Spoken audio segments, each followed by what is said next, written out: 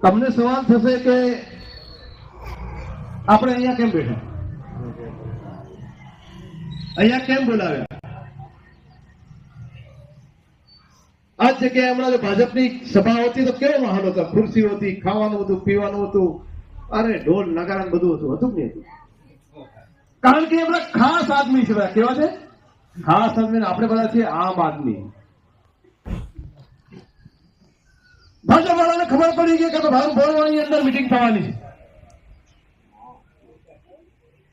Banner લાગી ગયા, ઝંડા લાગી ગયા, પત્રિકા વચાવ્યા, ડોર ટુ ડોર થયું. એટલે પેટમાં તેલ રહ્યું કે ઝાડુ વાળા છે ને ઝાડુ ફેરવી દેવાના છે. એટલે એમના પેટમાં તેલ રહ્યું. એટલે ત્યાં સભા કરવાની હતી. એટલે ત્યાં જઈને હળી કરી કે આ ઝાડુ વાળાને આમ આદમી વાળાને સભા કરવા દેતા નહીં.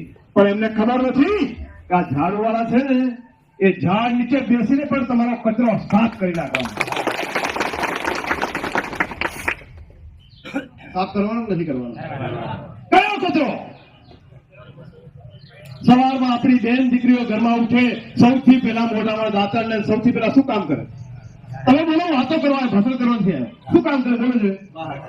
અરે જરા જોરથી બોલો, ભૂખ્યા કરી ઝાડાનું કામ કરે. કેમ કરે? કે ઘરની અંદર આખી રાતની અંદર દિવસની અંદર જે પણ કચરો જમા થયો હોય એ કચરો ઝાડુથી સાવણાથી સાફ કરીને કઈ નાખીએ, બધા ઉકરડે નાખી આવે. કારણ કે આંગણામાં રાખે પેલા કુકડા આવી જાય ભાજપના, એ વિખેરી નાખે. કુકડા વિખેરે